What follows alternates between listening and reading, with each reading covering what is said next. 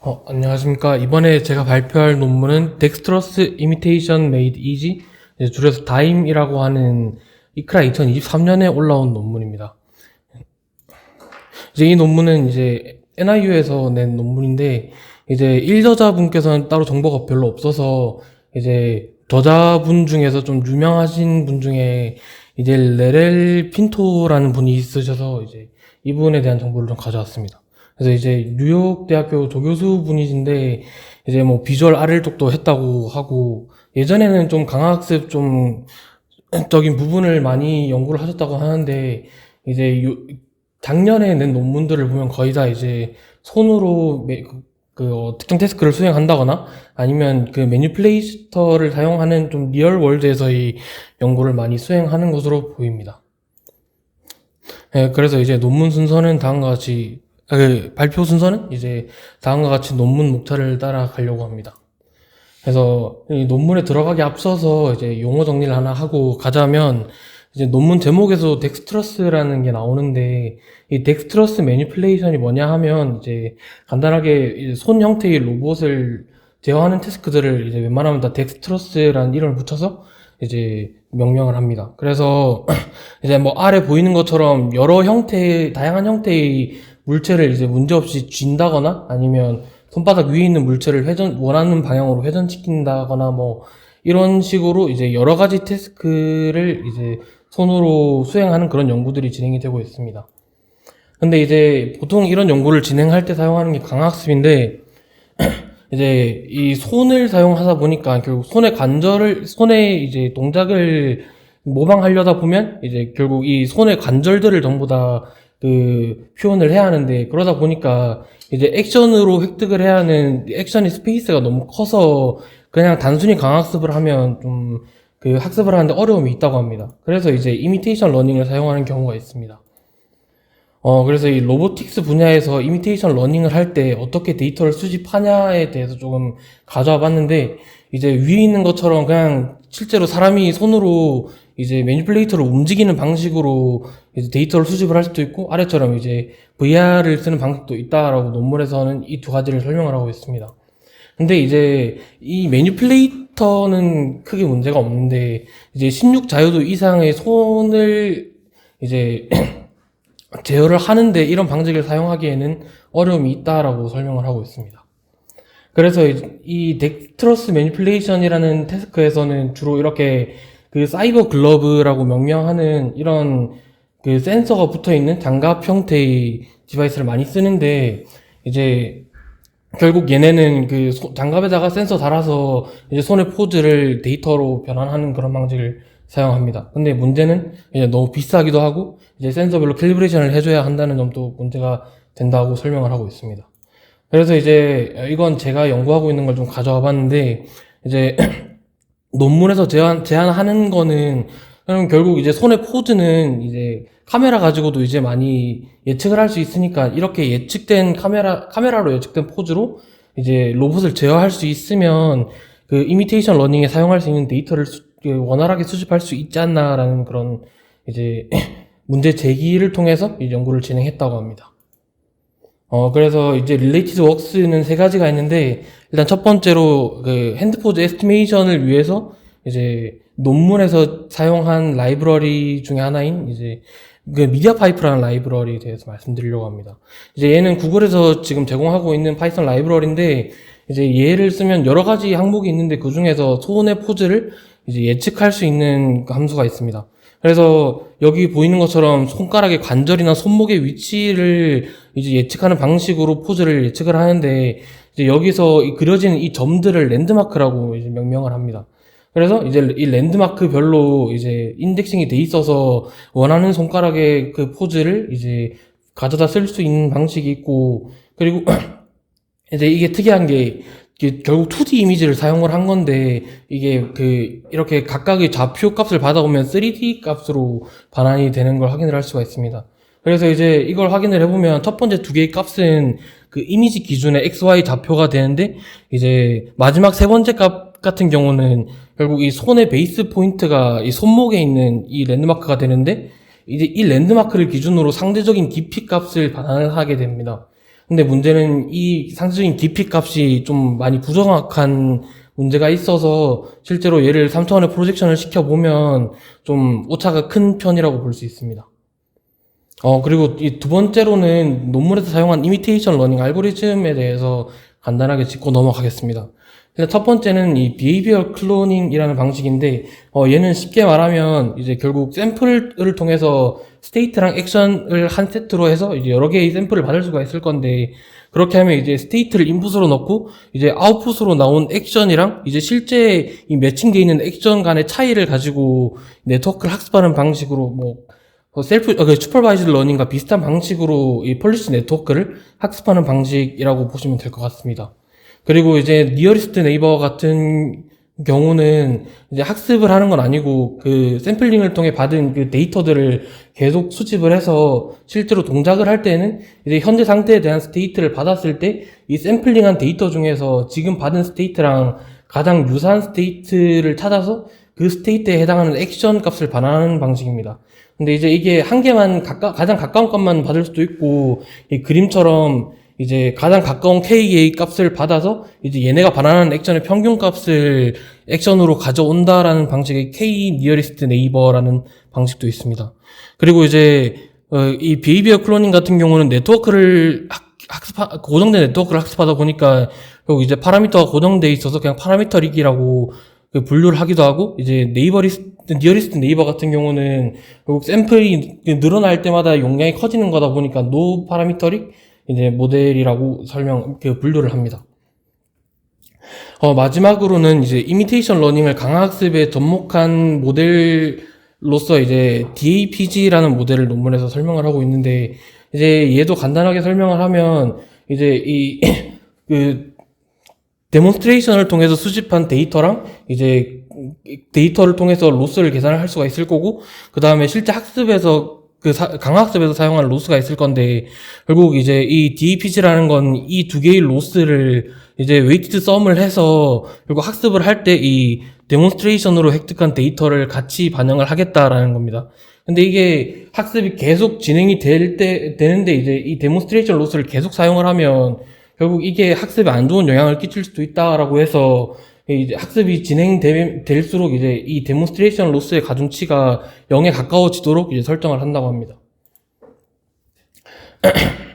이제 그러면 이제 실질적으로 얘가 이 논문이 어떻게 구현을 했는지 설명을 하겠습니다. 그래서 이제 간단하게 이 그림이 정면에서 손에 사진을 찍었을 때 예측된 포즈라고 하면 결국 우리 목표는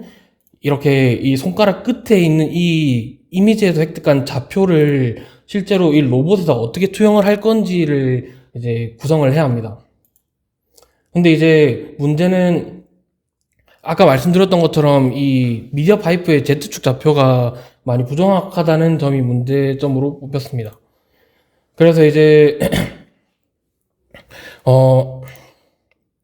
이 문제를 좀 설명하기 위해서 좀 더 직관적으로 이 손의 포즈를 확인할 수 있게 좀 측면에서의 이미지를 가져왔는데, 결국 이 측면에서 이미지를 보면 이게 결국 랜드마크가 손가락의 관절들의 위치를 예측한 값이라고 했으니까 이 손바닥에 해당하는 손바닥을 구성하는 랜드마크들이 있을 거고, 이 손가락 끝을 구성하는 랜드마크들이 있을 겁니다. 근데 이제 이 논문에서는 결국 얘네를 2차원 좌표로 표현하는 걸 우선적인 목표로 잡아서 그냥 단순하게 이 손바닥에 해당하는 랜드마크들을 가지고 이 손바닥이 포함되어 있는 이 평면을 그립니다. 그러면 이제 다른 조인트 값들은 크게 의미가 없으니까 얘는 일단 설명을 위해서 제외를 하면 이렇게 이제 손가락 끝에 빨간색 좌표들이 이렇게 있을 거고, 이제 이 손바닥에 해당하는 좌표들은 이 평면 위에 있을 겁니다. 그러면 이제 논문에서는 이 손가락 끝의 좌표들을 그냥 평면 위로 투영시키는 방식을 사용을 했습니다. 그러면 이제 아까 말씀드렸던 것처럼 손목이 기준 좌표계가 되기 때문에 이 베이스 좌표계 기준으로 각각의 손가락 끝이 어디 위치에 있는지에 대한 2D 좌표를 알 수가 있을 겁니다. 그럼 이제 결국 얘를 이제 매핑을 시킬 때는 이렇게 이 로봇에서의 기준 좌표계로부터 이제 각각이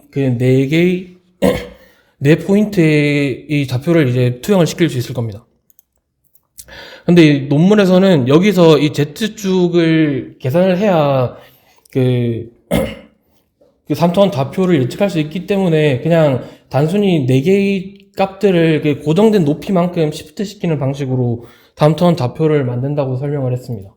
그래서 이제 보면 이렇게 이 로봇 기준의 3차원 좌표 4개를 받을 수가 있는데, 그러면 이제 이 각각의 점들에 대한 인버스 키네마틱스를 계산을 하고 그 계산한 관절 값에 따라서 이제 로봇을 제어를 하면 이렇게 이제 그 해당 포인트의 위치로 이제 손가락이 움직이는 방식으로 제어가 되는 겁니다. 그래서 이제 결국 이 방식을 사용을 하면 이렇게 왼쪽에 있는 단일 RGB 이미지를 가지고 이제 손가락 끝의 좌표를 3D로 프로젝션을 시켜서 로봇을 제어를 할 수 있다라고 설명을 하고 있고, 이렇게 하면 이제 그냥 이미지 하나 가지고 이미테이션 러닝에 사용할 수 있는 그 데모 데이터를 획득할 수 있다라고 설명을 하고 있습니다.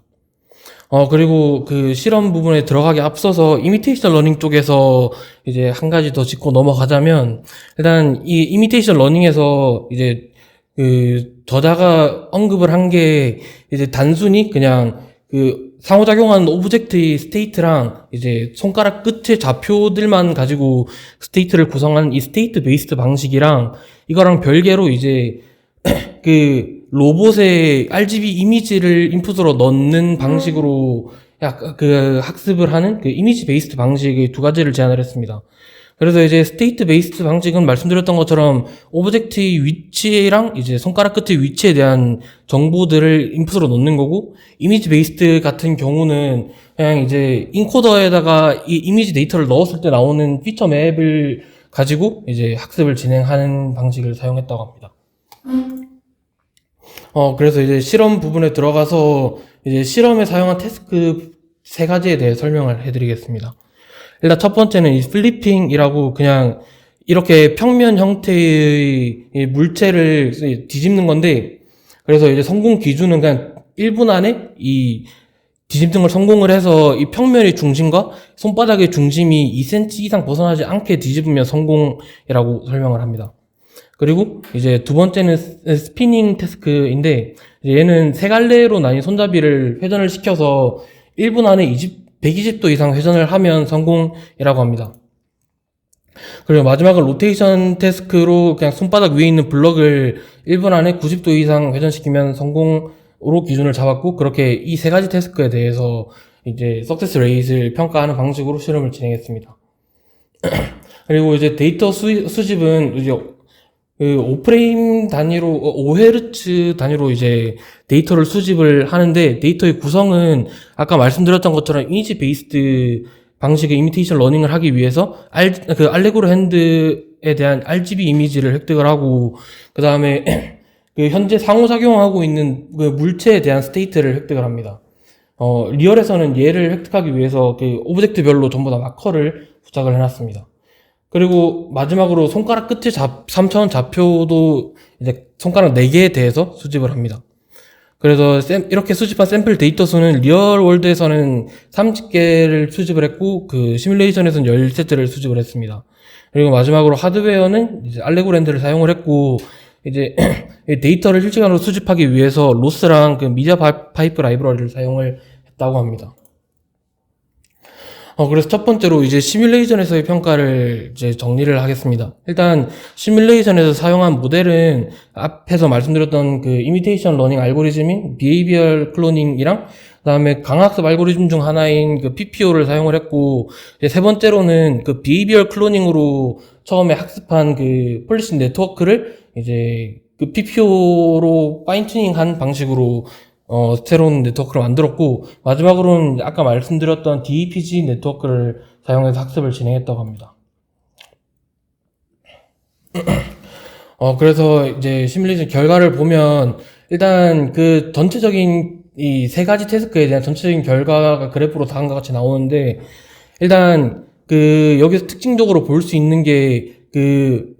비헤이비얼 클로닝 같은 경우는 모든 태스크에서 아예 학습이 되지 않는 모습을 볼 수 있었고, 그 다음에 그 BCRL이 아까 말씀드렸던 그 PPO로 파인 튜닝하는 모델인데, 이제 BCRL과 그 DAPG 같은 경우는 일단 어느 정도 학습이 되는 걸 확인을 했습니다. 그리고 이제 PPO의 경우는 다른 두 강화학습 모델들과 비교를 했을 때 훨씬 더 불규칙적인 움직임을 보이는데, 그렇기 때문에 이제 그 학습 시간에 따른 그 석세스 레이지 불안정하게 그 변화하는 경향성을 보이는 걸 확인할 수 있습니다. 그래서 좀 그 그래프별로 좀 확인을 해보면, 일단 플리핑 태스크 같은 경우는 말씀드렸던 것처럼 그 BCRL과 DAPG가 거의 그 유사한 성능을 내고 있었고, 이제 여기서 이제 주의해서 봐야 할 거는 이제 PPO랑 BCRL의 성능 결과를 봤을 때, 결국 이제 PPO에서 그 맨 처음에 폴리시 네트워크를 초기화할 때 그 비헤이비얼 클로닝에서 학습한 폴리시 네트워크를 쓴다는 차이만 있는데, 이제 실질적으로 학습 결과를 보면 그 BCRL에서 그 학습한 결과가 훨씬 더 안정적으로 수렴한다는 모습을 볼 수 있습니다. 그래서 그 이를 통해서 이제 그 다임에서 수집한 그 데이터가 이미테이션 러닝에 효용성이 있다는 점을 보여준다고 생각을 했습니다. 다음은 스피닝에 대한 결과인데, 이제 스피닝에서는 그 BCRL과 그 DPG의 성능 차이가 뚜렷하게 나타나는 걸 확인할 수 있습니다. 그래서 이제 이 차이가 나타나는 게 결국 BCRL 같은 경우는 맨 처음에 그 폴리시 네트워크를 가져올 때만 그 이미테이션 러닝에서 획득한 데이터를 사용을 한 건데, 이제 그 DAPG 같은 경우는 결국 이제 학습하는 과정 내내 그 데몬스트레이션 데이터를 계속 사용을 하다 보니까 훨씬 그 성능 향상에 도움을 준다라고 생각을 했습니다. 그리고 여기서 추가적으로 나타나는 특징이 그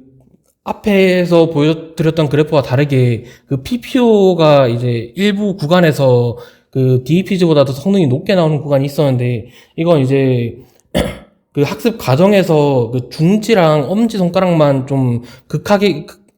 극단적으로 움직였을 때 그 일부 성공 사례가 있어서 이렇게 석세스 레이지 올라가는 그런 경우가 있다라고 설명을 하고 있습니다. 근데 이제 논문에서 좀 추가적으로 설명을 덧붙인 부분은, 결국 얘네를 실제로 동작을 시켜보면 그 PPO와 다르게 BCRL과 DAPG 같은 경우 이제 그 데몬스트레이션 데이터를 사용을 했기 때문에 그 PPO보다 훨씬 더 인간적으로 움직인다라고 이제 정성적인 평가를 덧붙여놨습니다. 그리고 마지막으로 이제 로테이션 같은 경우는 이제 앞에서 스피닝과 마찬가지로 그 DAPG와 BCRL에서 이제 성능 차이를 볼 수 있었고, 여기서 이제 또 다른 특징으로는 여기는 PPO가 아예 학습이 안 됐다는 점이 있는데, 이제 이 특징이 나타나는 게 아까 처음에 말씀드렸던 것처럼 그 다른 두 강화학습 모델과 다르게 PPO는 좀 불규칙적인 행동을 수행하다 보니까 이러한 그 불규칙적인 특징들이 이제 그 로테이션이라는 좀 복잡한 태스크를 수행하는데 어려움을 주기 때문이라고 설명을 합니다. 마지막으로 이제 리얼월드에서의 테스트 결과를 말씀드리겠습니다. 일단 여기서는 이제 앞에서 얘기했던 비헤이비얼 클로닝이랑 K 니어리스트 네이버의 두 가지 경우에 대해서 그 평가를 했고, 강학습 같은 경우는 이제 학습 시간도 문제가 되고, 이제 강학습을 학습하는 과정에서 이제 손가락끼리 부딪히거나 하는 그런 문제가 있어서 강학습은 제외를 하고 평가를 했다고 합니다. 그리고 말씀드렸던 것처럼 이제 이미지 베이스드랑 스테이트 베이스드 이 두 가지 경우에 대해서 총 4가지 모델로 평가를 진행을 했다고 합니다. 그래서 이제 평가 결과가 다음과 같은데, 일단 여기서의 석세스 레이트는 그냥 그 각각의 태스크별로 10회씩 테스트를 진행을 했고, 이제 이 테이블에서 이 터닝에 해당하는 항목이 스피닝이라고 생각을 하시면 됩니다. 그래서 먼저 비헤이비얼 클로닝의 결과부터 보면, 이제 얘는 전체적으로 모든 지표에서 석세스 레이트 0%가 나왔는데, 결국 이게 그 비헤이비얼 클로닝 같은 경우는 결국 폴리시 네트워크를 학습하다 보니까 30개의 데몬스트레이션 데이터로는 이 학습이 무리가 있었기 때문에 이런 결과가 나왔다라고 합니다. 그리고 그 니어리스트 네이버의 경우 BC와 다르게 이제 좀 높은 그 석세스 레이트를 보였는데, 이제 이게 결국 그 니어리스트 네이버 같은 경우는 가장 가까운 스테이트에서 그 액션을 받아오는 거다 보니까 결국 이 과정에서 그 적은 데이터로도 더 높은 성능을 보여주는 것이라고 생각을 했습니다. 그리고 또 그 니어리스트 네이버 부분에서 좀 특징적인 게 그 이미지 베이스드 방식에서 이제 스피닝 성능을 평가했을 때 석세스 레이트 0%가 나온 건데, 이제 그게 오른쪽에 있는 사진을 보면 결국 이 스피닝 태스크 같은 경우는 측면에서 사진을 찍다 보니까 이제 오브젝트인 손잡이랑 이제 손이 일부 부분이 가려지는 문제가 있어서 그 이런 그 성능 하락의 문제가 있었다라고 설명을 하고 있습니다. 그래서 이제 결론을 내면, 일단 이 논문에서 얘기하기로는 이제 되게 다른 기존의 방식들과는 다르게 이미테이션을 위한 좀 더 심플한 데몬스트레이션 프레임워크를 제안을 했다라고 설명을 하고 있고, 그 다음에 실제로 테스트를 해본 결과 이제 다임을 통해서 수집한 데이터가 이제 여러 이미테이션 러닝 알고리즘에서 효용성이 있다라고 하고 있습니다. 그리고 아까 말씀드렸던 것처럼 이제 그 미디어 파이프에서의 Z축 좌표가 문제가 있어서 이제 Z축 좌표를 픽스를 시킨 게 성능 저하에 영향을 미쳤을 것이라고 예측을 하고 있어서, 이제 이 부분에 대해서는 뎁스 데이터를 같이 사용을 하면 훨씬 더 정확하게 그 샘플을 뽑을 수 있을 거라고 이야기를 합니다. 그리고 이제 개인적인 생각으로는 이제 결국 다른 논문들, 다른 그 데이터 수집 방식과는 차별화되게 이제 카메라 한 대를 사용한다고 했으니까, 결국 그렇게 했을 때 다른 데이터들과 성능 차이는 얼마가 나는지에 대한 지표가 있었으면 더 좋지 않을까라고 생각을 했습니다.